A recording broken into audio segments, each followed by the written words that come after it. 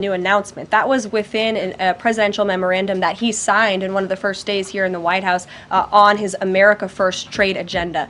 So there's more details on those tariffs in there. As far as a date, I don't have a specific date to read out to you, but the president is committed to implementing tariffs effectively, just like he did in his first term. Finally, he also was asked on the plane when he gaggled about the potential for a universal tariff. He was asked maybe about 2.5%. There was a report about that. He said he wanted much bigger than that. Should we understand that these tariffs would add up?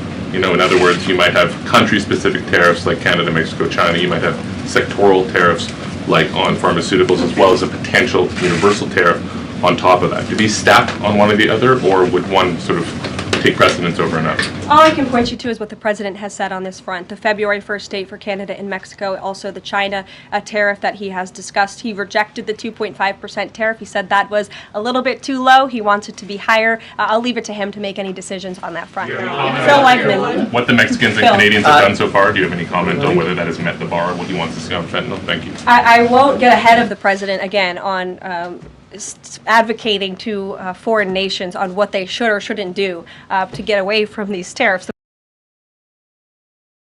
The president has made it very clear, again, that he expects every nation around this world to cooperate with the repatriation of their citizens. And the president has also put out specific statements in terms of Canada and Mexico when it comes to what he expects in terms of border security. We have seen a historic level of cooperation from Mexico. But again, as far as I'm still tracking, and that was last night talking to the president directly, February 1st is still on the books. Phil. Thank you, Caroline. Quick programming note and then a question on taxes.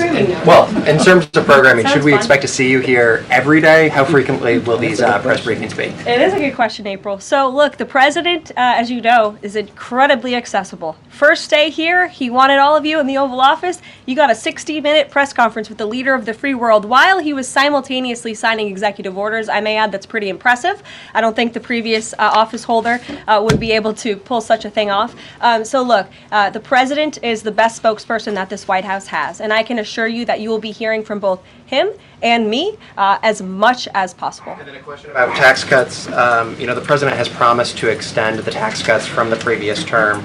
I'm curious, does the president support corresponding spending cuts as some Republicans have called for in Congress? And will the new Treasury Secretary be leading those negotiations with the Hill as Mnuchin did during the first administration? The president is committed to both tax cuts and spending cuts. And he has a great team negotiating on his behalf, but there's no better negotiator than Donald Trump, and I'm sure he'll be involved in this reconciliation process as it moves forward. Caroline, in the announcement that you made last night on the Iron Dome, it said the president had directed that the United States will build this Iron Dome. Yeah. When you read into the executive order, it seemed short of that. It asked for a series of studies and reports back to him.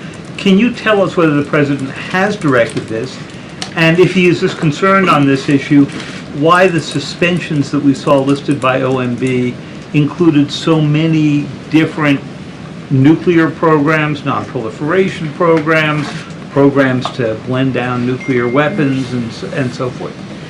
First of all, when it comes to the Iron Dome, the executive order directed the implementation of an Iron Dome. It also, as you said, kind of directed research and studies to see if or how the United States can go about doing this, particularly the Department of Defense.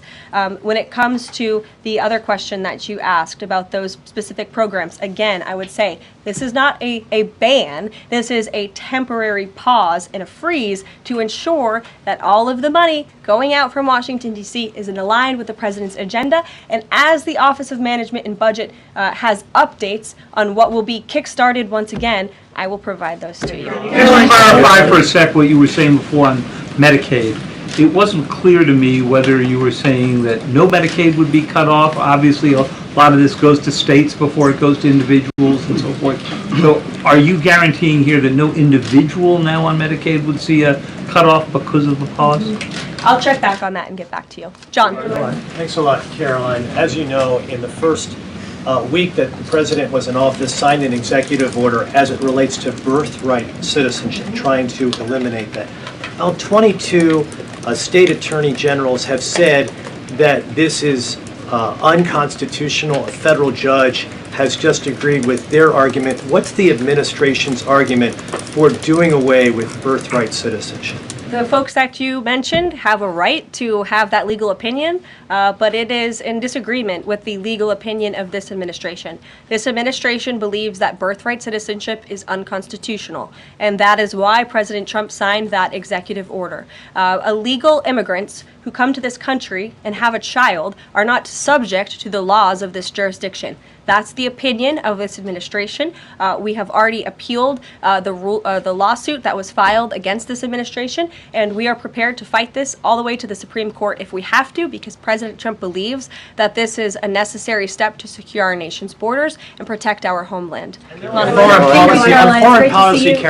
foreign policy, if I may, the president's commitment to the NATO Defense Alliance, is it as strong as the prior administration? Is it the same as when he served as president in his first term in office? As long as NATO pays their fair share, and President Trump has called on NATO allies to increase their defense spending to 5%. You actually saw the head of NATO at Davos last week on Bloomberg television saying that President Trump is right, and if Europe wants to keep itself safe, they should increase their defense spending. I would just add that there was no greater ally to our European allies than President Trump in his first term. The world for all nations in Europe, and of course here at home, was much safer because of President Trump's peace through strength diplomatic approach. Monica. Thank you, Caroline, and it's great to finally be called on as well in the briefing room. I appreciate that. You're welcome. If you've got an old furnace or heating system like this one right here that we're ripping out of a customer's house, right now we've got an offer going on where we can get you a brand new, super efficient heat. Is it in general? No plans that I can read out for you here. If that changes, I will certainly keep you posted. What I can tell you is that President Trump still talks about his visit to East Palestine, Ohio. That was one of the turning points, I would say, in the previous election campaign, where Americans were reminded that President Trump is a man of the people, and he, as a candidate, visited that town that was just derailed by the train derailment, no pun intended, and he offered support and hope. Just like I saw the president do this past week, it was a purposeful decision by this president on his first domestic trip to go to North Carolina and to California to visit with Americans who were impacted by Hurricane Helene and also by the deadly fires. A red state and a blue state, both of which feel forgotten by the previous administration and the federal government. That is now ended under President Trump. He will continue to put Americans first, whether they're in East Palestine, in Pacific Palisades, or in North Carolina. Thank you, Caroline. On California, could you please clarify what the military did with the water last night as referenced in the president's Truth Social post? The water has been turned back on in California, and this comes just days after President Trump visited Pacific Palisades, and as you all saw, applied tremendous pressure on state and local officials in Pacific Palisades, including Los Angeles Mayor Karen Bass, to turn on the water and to direct that water to places in the south and in the middle of the state that have been incredibly dry, which has led to the rapid expansion of these fires. So could you clarify what the military's role was, where the water came from, and how it got there? Again, the Army Corps of Engineers has been on the ground in California to respond to the devastation from these wildfires, and I would point out that just days after President Trump visited the devastation from these fires, the water was turned on. That is because of the pressure campaign he put on state and local officials there who clearly lack all common sense. And I will never forget being at that roundtable with the president last week and hearing the frustration in the voices of Pacific Palisades residents who feel as though their government has just gone insane. Before President Trump showed up on the scene, Karen Bass was telling private property owners that they would have to wait 18 months to access their private property. So this administration, the president and his team that's on the ground in California, Rick Grinnell, who he has designated to oversee this great crisis, it will continue to put pressure on Karen Bass and state and local officials to allow residents to access their properties. This is a huge part of it. These residents want to take part in their own clearing out of their properties. They should be able to do that. It's the United States of America. What happened to our freedom? Clearly it's gone in California, but not anymore under President Trump. April. Caroline, welcome to the briefing room. Thank you. Several questions. One on the pause. Will minority serving institutions, preferably colleges and universities, have those monies held back temporarily at this moment? Again, I have not seen the entire list because this memo was just sent out. So I will provide you all with updates as we receive them, okay? Also, secondly, when it comes to immigration, there is this southern border focus. What happens to those who've overstayed their visas? That is part of the broken immigration system. In 2023, there was a report by the Biden administration, the Homeland Security Department, that said overstays of visas were 3 times more than usual. Will there be a focus on the overstays for visas as well? If an individual is overstaying their visa, they are therefore an illegal immigrant residing in this country and they are subject to deportation. And also, Yes. lastly, as we're dealing with anti-DEI, anti-woke efforts, we understand this administration is thinking about celebrating Black History Month. Have you got any word on that? Anything that you can offer to us? As far as I know, this White House certainly still intends to celebrate, and we will continue to celebrate American history and the contributions that all Americans, regardless of race, religion, or creed, have made to our great country, and America is back. Christian Dayton. Thanks, Caroline.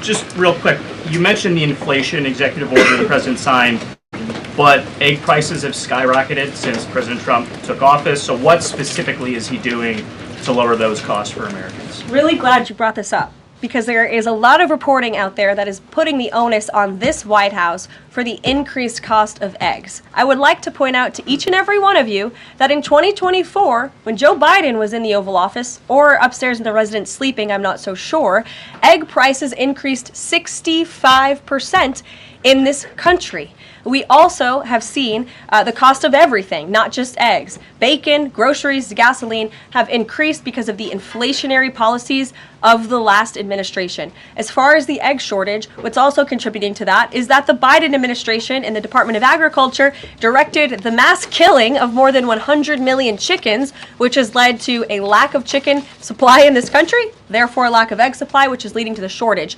So I will leave you with this point.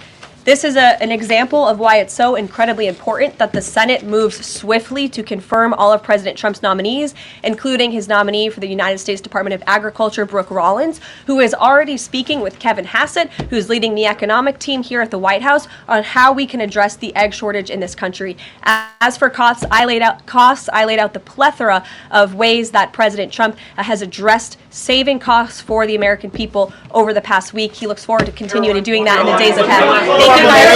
Mass media has fallen to a record low.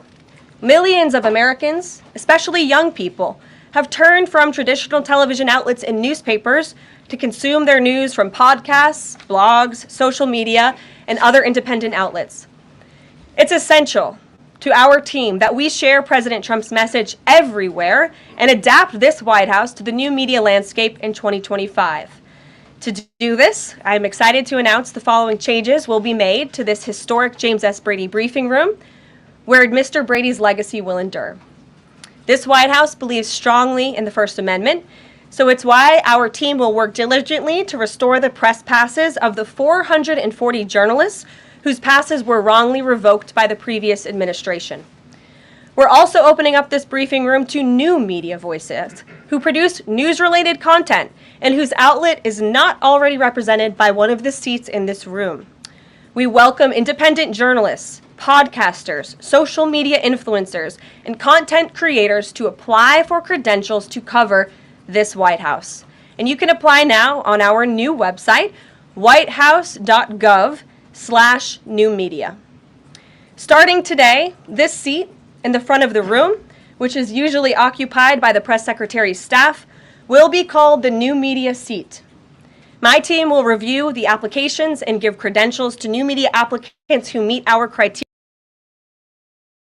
From our first engagement with Vinchin, within 6 months, we had the first of our 2 robots out here on our operations floor, which that speed to market is something that we have not seen or experienced. Kind of felt like we found a little bit of a needle in a haystack there. Vinchin really made it simple for us to get into our very first robotics project. Their involvement and their guidance helped us implement this new project at our facility. What I really like about Vinchin is the ability to take a simple design like this that works for us today and very quickly down the road as our needs change, upgrade and modify with very little input from ourselves. We found the system really intuitive, especially with the real-time pricing, and allowed our engineers to focus on what was important to them. I was challenged with one specific goal: find a partner that I could work with in automation. I am very confident that I have found that partner in Vention.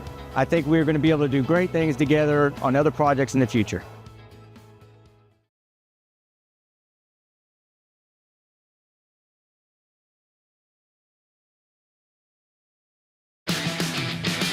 Got safety protocols? Grainger has the Safety Pros 2 call. Shop our vast inventory of safety products at Grainger.com. Call, click, or just stop by. Grainger, for the ones who get it done.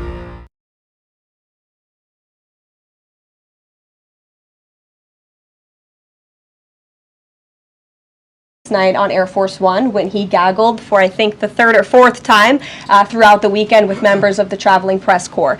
The president said that he believes that this is a wake-up call to the American AI industry. The last administration sat on their hands and allowed China to rapidly develop this AI program. And so President Trump believes in restoring American AI dominance. And that's why he took very strong executive action this past week to sign executive orders to roll back some of the onerous regulations on the AI industry. And President Trump has also proudly appointed the first AI and crypto czar at this White House, David Sachs, whom I spoke with yesterday, very knowledgeable on this subject, and his team is here working every single day to ensure American AI dominance. As for the national security implications, I spoke with NSC this morning. They are looking into what those may be, and when I have an update, I will share it with you, Mike. Carolyn, you say restore U.S. dominance. Is there a fear that the U.S. either is falling or has fallen behind? And how would the president make sure the U.S. stays ahead? No, the president is confident that we will restore American dominance in AI. Yeah, so Caroline, first off, thank you to you and President Trump for actually giving voices to new media outlets that represent millions and millions of Americans. The thing I would add, I've got a two-part question for you. The first is just can you expand upon what steps the White House is going to take to bring more voices, not less, which is what our founder Andrew Breitbart believed in, into this room where they rightfully belong? Yeah. Absolutely. And as I said in my opening statement, Matt, it is a priority of this White House to honor the First Amendment. And it is a fact that Americans are consuming their news media from various different platforms, especially young people. And as the youngest press secretary in history, thanks to President Trump, I take great pride in opening up this room to new media voices to share the president's message with as many Americans as possible. In doing so, number one, we will ensure that outlets like yours, Axios and Breitbart, which are widely respected and viewed outlets, have an actual seat in this room every day. We also, again, encourage anybody in this country, whether you are a TikTok content creator, a blogger, a podcaster, if you are producing legitimate news content, no matter the medium, you will be allowed to apply for press credentials to this White House. And as I said earlier, our new media website is whitehouse.gov/new media. And so we encourage people to apply. Again, as long as you are creating news-related content of the day and you're a legitimate independent journalist, you're welcome to cover this White House. And secondly, Caroline, you said you laid out several of the actions that President Trump has taken. Obviously, it's a stark contrast to the previous administration of breakneck speed from President Trump. Can we expect that pace to continue as the first 100 days moves along here and beyond that? Absolutely. There's no doubt President Trump has always been the hardest working man in politics. I think that's been proven over the past week. This president has again signed more than 300 executive orders. He's taken historic action. I gaggled aboard Air Force One to mark the first 100 days of this administration, 4 p.m. last Friday, or first 100 hours rather. And this president did more in the first 100 hours than the previous president did in the first 100 days. So President Trump, I think you can all expect for him to continue to work at this breakneck speed, so I hope you're all ready to work very hard. I know that we are. Zeke Miller. Thanks, Caroline. A question that we've asked your predecessors of both parties in this job. When you're up here in this briefing room speaking to the American public, do you view yourself and your role as speaking on, advocating on behalf of the president or providing the unvarnished truth that is, not to lie, not to obfuscate to the American people? I commit to telling the truth from this podium every single day. I commit to speaking on behalf of the President of the United States. That is my job. And I will say it's very easy to speak truth from this podium when you have a president who is implementing policies that are wildly popular with the American people, and that's exactly what this administration is doing. It's correcting the lies and the wrongs of the past 4 years, many of the lies that have been told to your faces in this very briefing room. I will not do that. But since you brought up Truth Seek, I would like to point out, while I vowed to provide the truth from this podium, we ask that all of you in this room hold yourselves to that same standard. We know for a fact there have been lies that have been pushed by many legacy media outlets in this country about this president, about his family, and we will not accept that. We will call you out when we feel that your reporting is wrong or there is misinformation about this White House. So yes, I will hold myself to the truth, and I expect everyone in this room to do the same. And Caroline, just on a substantive question, yesterday the White House Office of Management and Budget directed across the board freeze, with some exceptions for individual assistance, we understand, to federal grants. It's caused a lot of confusion around the country among Head Start providers, among providers services to homeless veterans, Medicaid providers, states saying they're having trouble accessing the portal. Could you help us clear up some of the confusion, Yes. give some certainty to folks, and also is that uncertainty, how does that uncertainty service the president's voters? Well, I think there's only uncertainty in this room amongst the media. There's no uncertainty in this building. So let me provide the certainty and the clarity that all of you need. This is not a blanket pause on federal assistance and grant programs from the Trump administration.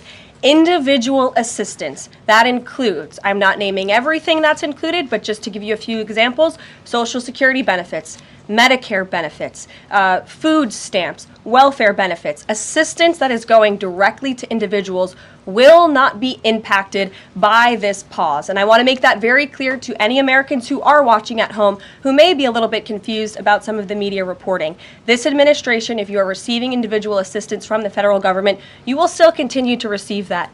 However, it is the responsibility of this president and this administration to be good stewards of taxpayer dollars. That is something that President Trump campaigned on. That's why he has launched DOGE, the Department of Government Efficiency, who is working alongside OMB. And that's why OMB sent out this memo last night, because the president signed an executive order directing OMB to do just this. And the reason for this is to ensure that every penny that is going out the door is not conflicting with the executive orders and actions that this president has taken. So what does this pause mean? It means no more funding for illegal DEI programs. It means no more funding for the Green New scam that has cost American taxpayers tens of billions of dollars. It means no more funding for transgenderism and wokeness across our federal bureaucracy and agencies. No more funding for Green New Deal social engineering policies. Again, people who are receiving individual assistance, you will continue to receive that. And President Trump is looking out for you by issuing this pause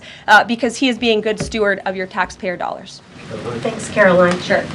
How long is this pause going to last, and how is the Trump administration recommending that organizations that rely on federal funding make payroll, pay their rent in the meantime?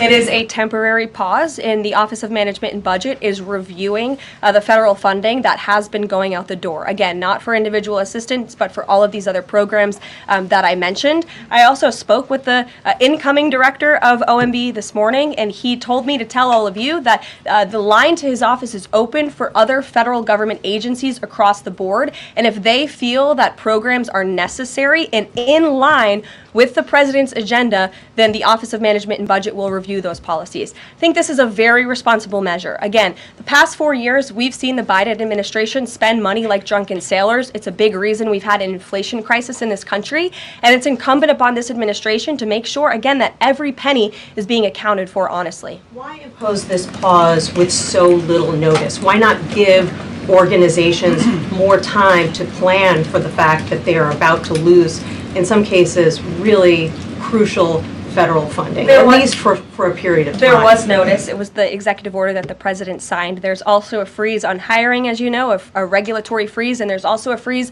on foreign aid. And this is, again, incredibly important to ensure that this administration is taking into consideration how hard the American people are working. And their tax dollars actually matter to this administration. You know, just during this pause, DOGE and OMB have actually found that there was $37 million that was about to go out the door to the World Health Organization, which is an organization, as you all know, that President Trump, with the swipe of his pen in that executive order, is no longer wants the United States to be a part of. So that wouldn't be in line with the president's agenda.